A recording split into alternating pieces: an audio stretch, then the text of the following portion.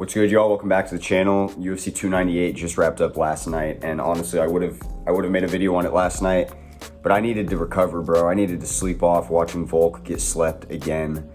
I had a bad feeling that it was coming. I said it in my prediction video. Volk's probably getting knocked out in the second and third round, and it happened. He got flatlined with them hands in the second round. I don't know. Sometimes you can just tell when a champion is at their end, and I could tell that Volk was at his end. But let's talk about UFC 298 as a whole. It was the first good card we've seen in a minute this year. I feel like, personally, the Sean Strickland one I was hyped for because he's one of my favorite fighters. But other than that, every card has just been really lackluster, and a lot of the main events that we've been getting announced for fight nights are terrible.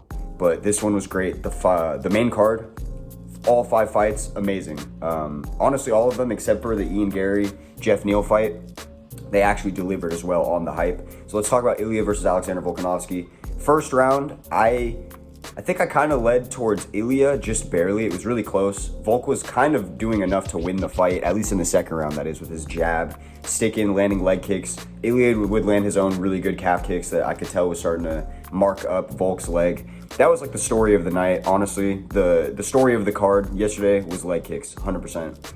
Ilya was really using his well, but you could just tell something about how he stalks people in the cage, his footwork.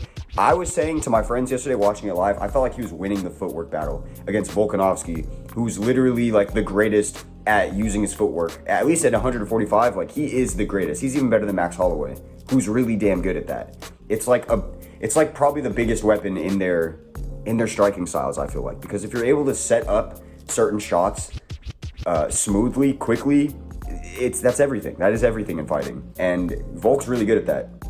But honestly, Ilya just looked a bit cleaner in that department, was really able to find his shots. There were just points where he would kind of stalk Volk down, and he wouldn't throw anything, or he would throw it and then pull it back because he knew it was out of range. You could tell, like, he was just waiting to land that right shot, and he did. He threw a 5-piece combination to end the bout. A couple that were just skimming through, but he just kept going through with it, and then, you know, eventually, boom, a right hook lands, and then he follows up with the left, finishes it, or maybe it's like a right overhand into a left hook. I don't know, but it was crisp. Beautiful boxing combinations. I can't be mad at it. He talked his shit literally all week, all year. Ever since this fight has been talked about at all a couple months ago. He's put on in his bio, he's the champion. He had a picture with the belt. I don't know. There's just sometimes you can tell when somebody is ready for that next step, and Ilya was ready. So let's go. I'm back to 3-2 in the main event department, and also back to a pretty decent record because we didn't do that bad yesterday. 9-3 overall on the card. Moving down to the co-main event, Robert Whittaker versus Paulo Costa.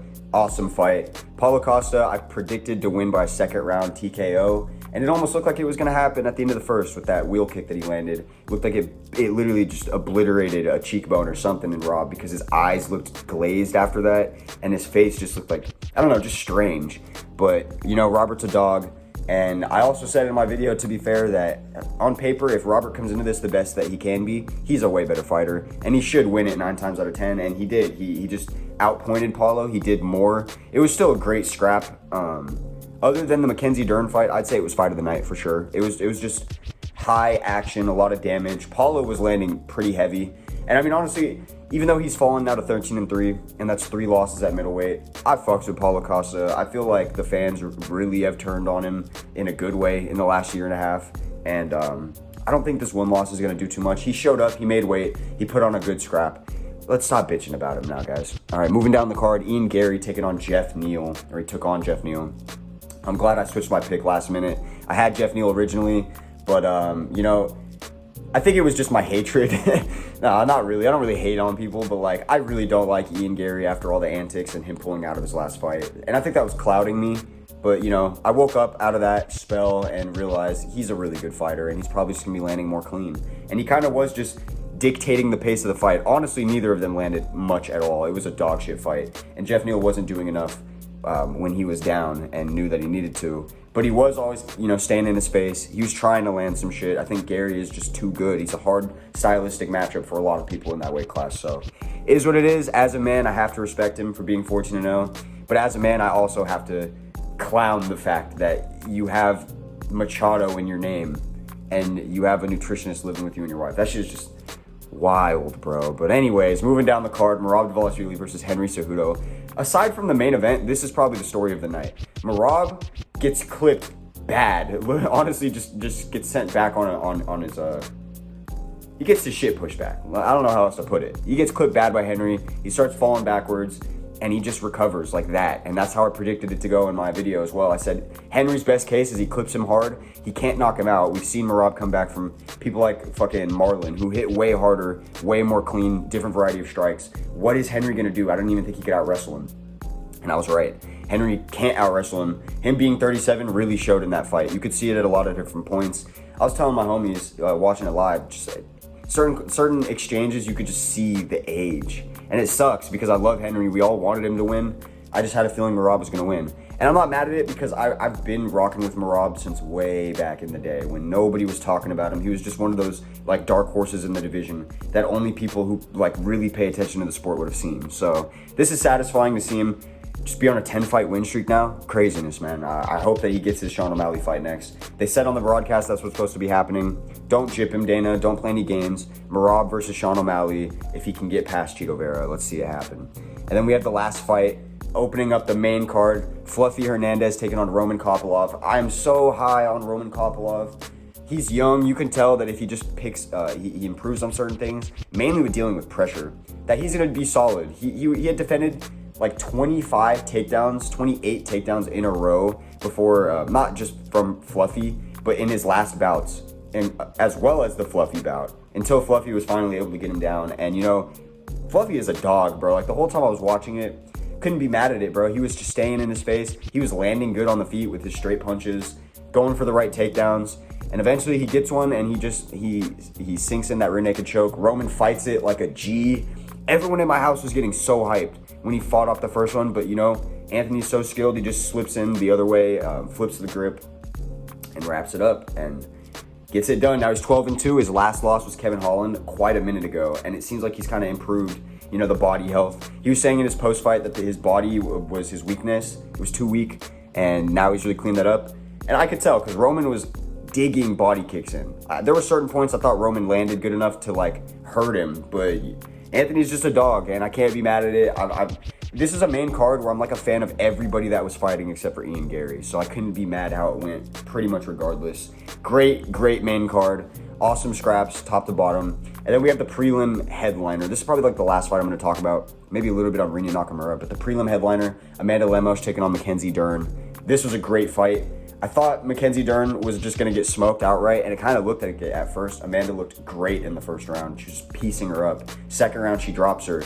But Dern never lost that fire, and honestly, in the third round, the odds flipped into Dern being a favorite again, because I think the odds makers, or everyone putting money, really thought she was about to wrap up a finish. I thought she was about to sub Amanda Lemos and leave me pretty bitter, leaving the prelims with a loss. But no, she wasn't able to get it done. Amanda Lemos wins 2-1. And funny enough, Mackenzie, when they're calling out who won, she thought she won.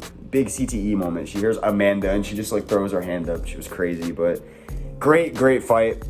The one fight of the night actually too, which I think it deserved, which is crazy. The female fight deserved fight of the night over everything else. I love when that shit happens. Truly, I really do. It's sick to see, especially because most of them are like 50-50 coin flip fights. You know what? Let me talk about Marcos Rogerio de Lima versus Junior Taffa real quick. 1 or 2 leg kicks. I'm telling you, calf kicks were the story of the night. It took 1 or 2 leg kicks to drop this man. And I think if he came in here with more conditioning, it would have been a little bit better.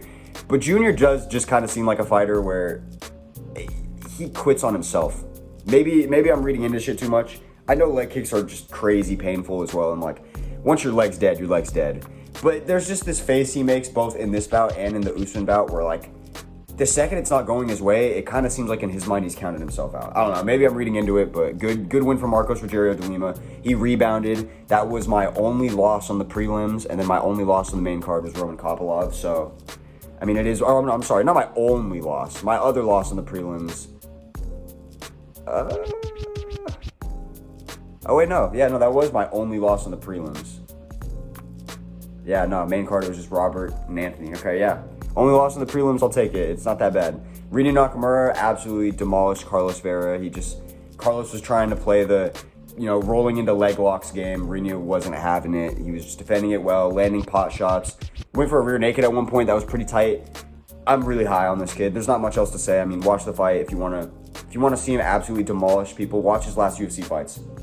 Kid's a freak of nature. Super quick, explosive, one of the most technical fighters. I'm just very high on him. I can see why he is the top guy coming out of Japan. And then other than that, there weren't too many big things to talk about. Min Yang Zhang gets a beautiful 1-2-3 knockout over Brenson Ribeiro. I called that one. I'm glad that happened how I thought it was going to. Brenson just keeps his head way too high up in the air. Danny Barlow gets a knockout over Josh Quinlan. Great fight. Quinlan has hella heart, but he just did not have enough for Danny Barlow. Oban Elliott barely gets it done against Val Woodburn. And Miranda Maverick gets an easy win. All right, that'll pretty much do it for UFC 298 and my breakdown of what happened and all the events. So if you guys fuck with the content, give me a sub, give me a like. If you don't, give me a dislike. Tell me why down below. That's all I got for y'all tonight. I'll be back breaking down what's the Mexico card next, the Mexican fight night. Brian Ortega, T-City versus Yair Rodriguez 2. Brandon Royval taking on Brandon Moreno 2. So that's going to be a hype card. Can't wait to break that one down for you guys. I'll catch y'all.